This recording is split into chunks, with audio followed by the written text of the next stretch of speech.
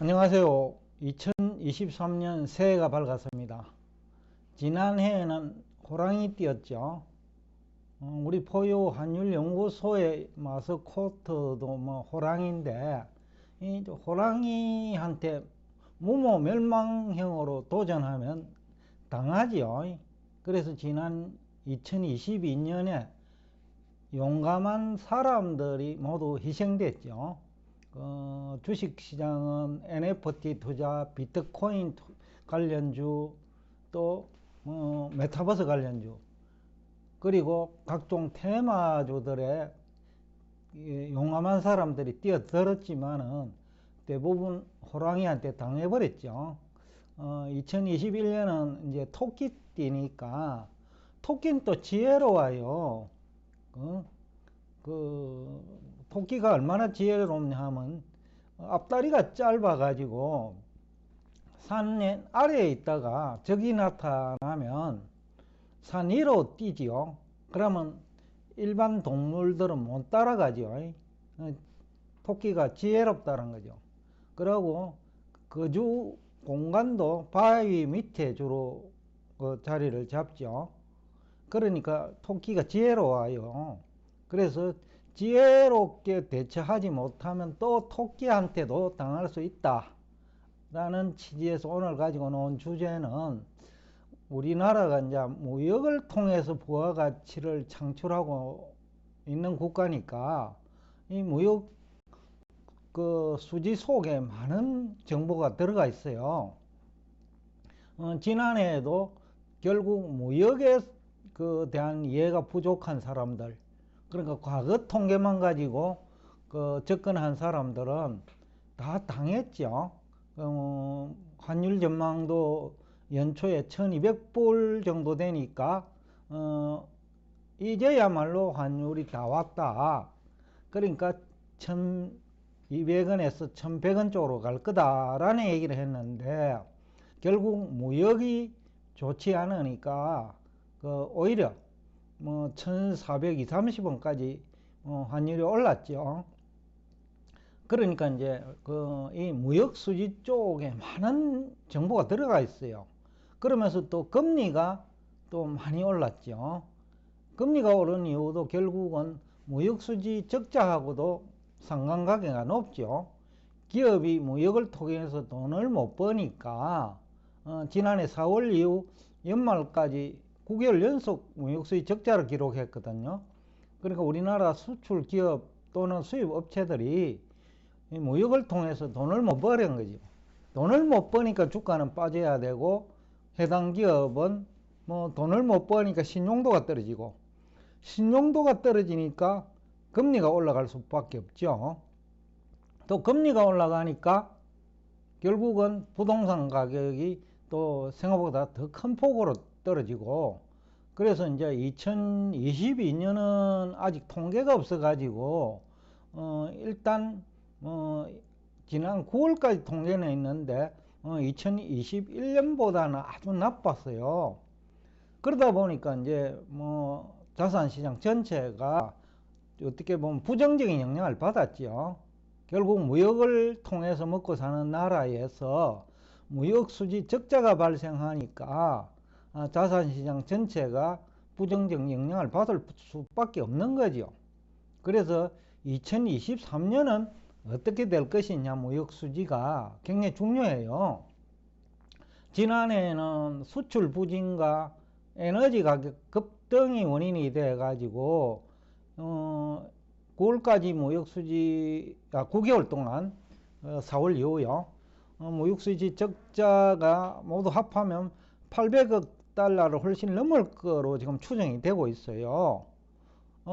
그러다 보니까 이제 대부채도 증가하고, 그래서 이제 환율이 또 올랐죠. 그래서 이제 2023년에 무역 수지가 개선될지 여부가 굉장히 중요해요. 주식, 그 다음에 채권, 그러니까 금리 시장이죠. 그 다음에 부동산, 가상자산도 마찬가지고요. 그 다음에 일자리까지, 또 가계 실질 소득까지 영향을 주는 것이 이제 무역 수지이기 때문에 2023년 무역 수지가 어떻게 될 것인지가 가장 중요하죠. 그래서 이제 2021년을 이제 봤어요. 또 2015년과 비교를 해봤어요. 한 5년 됐죠. 2022년은 통계는 안 나왔지만은 연말까지죠. 3분기 9월까지 통계는 있어요. 그런데 무역수지 적자는 월별로 또 나오고 하니까 12월 것만 안 나왔지 11월까지는 8개월 연속 무역수지 적자죠. 9개월 12월도 별 기대할 건 없는 것 같아요. 무역수지가 12월에도 적자일 거다. 그래서 12개월 연속 무역수지 적자인데, 그래서 이제 주식시장, 금리시장, 부동산 시장이 예상보다 충격이 컸죠. 특히 기업의 실질 금리라고 봐야죠. 시장금리, 기업이 실제 조달하는 금리. 기준금리는 아직 4%도 안 되죠. 그런데 캐피탈 회사, 그래도 금융회사잖아. 캐피탈 회사도요. 그런데 현대캐피탈이 국내 국적을 가진 캐피탈사 중에서는 제일 큰데, 거기서 지금 최근에 조달금리가 17% 이상이거든요. 그러면 거기에서 돈을 빌리는 사람은 20% 넘게 줘야 되겠죠. 그것도 부대 비용이 발생하니까요. 그러니까 그만큼은 이제 기준금리와 시장금리가 동떨어진 이유도 결국은 무역수지하고도 관계되어 있다. 결국 경제 주체들이 기업, 그리고 가게, 그리고 정부까지 무역을 통해서 먹고 사는 나라에서 무역수지 적자가 발생하니까 다 어려운 거죠. 그러다 보니까 이제 금리가 캐피탈 회사는 17%, 그 다음에 롯데그룹 소속 건설회사까지 20%, 그 다음에 다수 금융권에서 자금 조달이 어려운, 즉 1금융권에서 자금 조달이 어려운 건설회사들은 거의 30% 가까이 지금 금리를 부담하는 걸로 알고 있습니다. 결국은 이제 2023년에 이제 무역 수지가 어떻게 되느냐가 관건인 것 같아요. 그래서 2023년까지 외채는 2015년 대비 2021년에 2022년이 아닙니다. 2021년 말에 약 한 2,400억 달러 정도 외채가 증가했죠. 물론 이제 대외 자산도 증가했어요. 대외 채권도. 근데 대외 채권은 좀 해석을 달리 해야 돼요. 외상 매출금도 있고, 그 다음에 빌려줬지만은 또 받기 어려운 돈도 있고, 미수금도 있는데 해외 미수금입니다. 받지 못할 미수금도 있을 거예요. 그러다 보니까 이제 통계상 대외 채권은 많지만은 또 실제 시장 금리나 환율, 또 자산 가격에 영향을 주는 또 단기 외채라든지 단기 채권, 이것은 또 다른 얘기거든요. 그래서 지금 현재 금융권에서는 지난 4분기에 환율이 급등하면서 장기채를 빌려 가지고 단기채를 갚죠. 근데 여기서 이제 장기적으로 문제입니다. 우선 장기채를 빌려 오니까 외화 공급은 일어나죠. 그래서 또 단기 외채를 상환하니까 단기적으로는 환율 안정 요인이 되겠죠. 그 다음에 금리 안정 요인도 되겠죠. 그렇지만 장기적으로 보면 장기채를 빌렸기 때문에 장기채도 시간이 가면 단기채가 되니까 이게 이제 향후 1년 동안 자산 시장이 불안해질 수 있다라는 것을 우리가 암시하고 있죠. 그러니까 장기채를 빌리가 단기 외채를 빌리면 우선 급한 불은 꺼요. 그래서 환율이 1420원, 30원까지 갔다가 지금 최근에 1260원까지 내려온 이유 중에 하나도 장기채를 빌린 거죠. 외채가 많이 증가했으니까. 그리고 단기 외채를 상환하니까 급한 불은 껐다. 그러나 내년에 무역수지 적자가 지속된다 하면 이 급환부를 끈 것이 부메랑이 되어가 돌아오겠죠. 그래서 2023년 무역수지가 자산시장 참여자 모두에게 대단히 중요한 그 이슈가 될 거다. 그래서 포유환율연구소가 2015년부터 이제 2021년까지 약 한 5년간을 비교를 해봤어요. 그러다 보니까 국가별로 많은 변화가 있는 것 같아요. 미국은 거의 뭐 비슷한데 그래도 조금 무역에서 좋지 않다. 미국 경제도 지난해 IT 쪽은 그렇게 좋지 않았기 때문에 우리도 거기에 부정적인 영향을 받은 것 같고, 중국 쪽이 이제 크게 이제 변화가 있는 것 같아요. 무역 수지가 2015년만 하더라도 355억 달러였는데 2021년에는 뭐 절반으로 줄어버렸죠.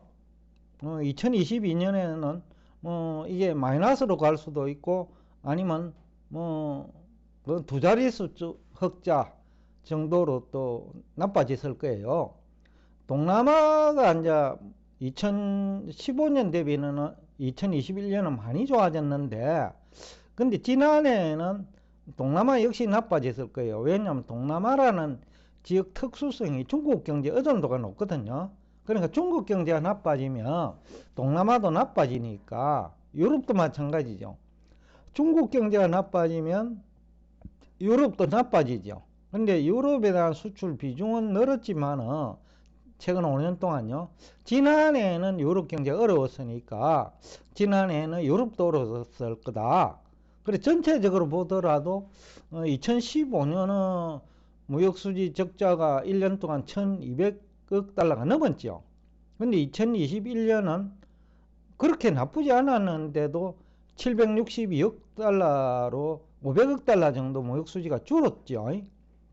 근데 2022년은 무역수지는 한 800억 달러 이상 적자가 아니냐.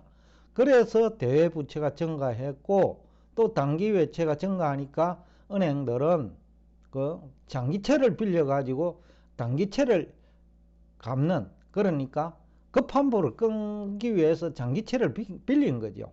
근데 2023년에도 이 지역별로 크게 개선되지 않으면 현 시점에서 중국 경제가 과연 그 1년 정도 코로나 사태에 노출되지 않을까라는 생각을 해보면 중국은 물론 동남아, 유럽 모두 올해보다 그렇게 좋지 않을 것이다 라는 추정은 가능해요. 그래서 이제 올해 자산시장도 그렇게 예뻐 보이지는 않는다. 토끼처럼 지혜롭지 못하면 아마 올해도 지난해처럼 당하는 사람이 많을 거다. 그래서 이제 특히 이제 부동산 시장이 포유환율연구소가 2021년 4분기부터 경고를 했죠. 그런데 지난 1년간은 부동산 시장이 굉장히 생각보다 빠른 속도로 나빠지고, 그러다 보니까 부동산 관련 주식이 많이 빠졌죠. 근데 2023년에도 이 무역 수지가 개선되지 않으면 아마 지난해보다 더 어려울 수 있다. 지난해 혹자들은 미국 경제 침체 얘기를 많이 했죠. 2022년 말까지는 미국 경제가 침체에 진입할 거라고 했는데 이제 지내놓고 달러 표시로 하면 한국 경제가 침체에 들어갔어요. 2021년은 1.8조 달러였는데 GDP가 달러 표시입니다. 2022년은 환율이 평균 1250원 정도 되니까 2021년보다 한 100원 정도 올랐으니까 거의 한 8%, 9% 올랐죠. 그러면 GDP가 원화 표시로 한 2% 증가해도 그 달러 표시로 하면 6% 정도 문제가 생기죠.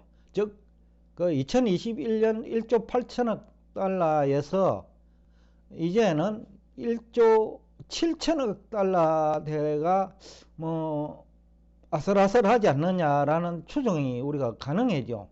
왜냐면 약 한 10%가 돼 버리니까 1조 7천억 달러도 붕괴됐을 수 있어요. 그러니까 한국 경제 침체가 2022년에 있었다. 달러 표시로요.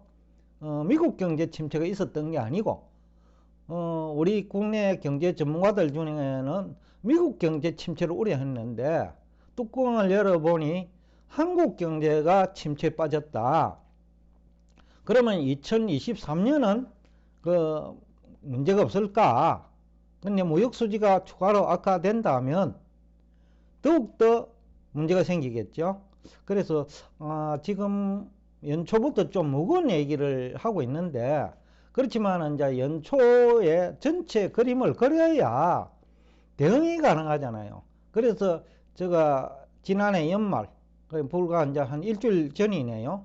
일주일 전부터 내년도 전략은 그 병행하자. 즉 매수와 매도를 주식은 병행하자. 왜냐하면 내년에도 역시 어려울 테니까. 근데 거품이 발생한 주식도 많고 또 주가 수익률이 너무 낮은 주식도 적지 않아요. 그러다 보면 이제 내년에는 내년이 아니네요. 이제는 2023년에는 가치주 중심으로 시장이 만들어질 거다. 왜냐면 우선 부도 위기가 없어야 되고 또 금리가 고공행진할 때니까 부채가 적지 않아야 되고, 그 다음에 수출업체라면 무역 수지가 개선돼야 되지. 그런데 환율이 올라가면 또 수입업체도 어렵거든요. 수출업체들은 환율 대응에 못하니까 실패하고, 또 수출 시장이 안 좋으니까 또 별 볼 일 없고. 그래서 내년에는 내년이 아닙니다. 올해는 좀 더 지혜로운 자산시장 접근 전략이 필요하다. 그래서 주식시장은 공매도 내지는 인버스 투자 전략과 우량 주식 또 가격이 큰 폭으로 내릴 때 매수 전략. 그러니까 공매도 주식, 인버스 주식 투자는 넘쳐나는데, 그런데 가치주 내지는 희망이 보이는 주식은 그렇게 많지 않다라는 거죠. 그래서 비중까지 조절을 해가지고 병행해야 된다. 그리고 시간까지 조정을 받은 다음에 매수하고, 또 일시적 반등이 있을 때, 기술적 반등이 있을 때 매도하는 전략으로 접근해야 올해도 안전할 수 있다라는 분석이 가능하죠. 여하튼 오늘 제가 얘기하는 요지는 연초인데 무거운 주제를 가지고 나왔지만은 우리 경제가 무역을 통해서 생존하니까 이 무역 수지에 대해서 첫 과제로 들고 나왔는데, 일단 2023년도 그렇게 밝아 보이지는 않는다. 그렇기 때문에 더욱더 지혜로운 접근 전략이 필요하다. 특히 부동산은 2023년은 추가적으로 하락이 있을 거고, 또 2년 연속 무역수지 적자를 기록한다면 2024년 무역수지 흑자 여부도 불확실해요. 그러니까 전체가 상당히 장기간 충격을 받으면 중산층이 사실상 몰락하는 구조가 나올 수 있거든요. 그래서 제가 이제 부동산 시장을 특히 우려했던 이유인데, 지난해. 그럼에도 불구하고 부동산 시장은 그래도 빈번하게 언급하지 안 했어요. 왜냐하면 실물 경제의 충격이 너무 크고 우리나라 장기 불황하고도 관계되어 있고, 경우에 따라서는 일본식 장기 불황이 나타날 수 있다. 특히 부동산에 그런 문제가 생길 수 있다. 그런 취지에서 2023년 무역수지 흑자 여부가 부동산 장기 불황으로 이어질 수 있는지하고도 관련되어 있기 때문에, 여러분들이 오늘 첫날이네, 2023년 첫날 가지고 놓은 이 자료를 여러분들 스스로 심사숙고해 가지고 2023년 자산시장에 슬기롭게 대응해 줬으면 좋겠다 라는 취지에서 오늘 이 주제를 선정했습니다. 일단 오늘도 끝까지 경청해 주셔서 대단히 감사합니다. 새해 복 많이 받으시길 기대하면서 오늘 여기서 끝내겠습니다.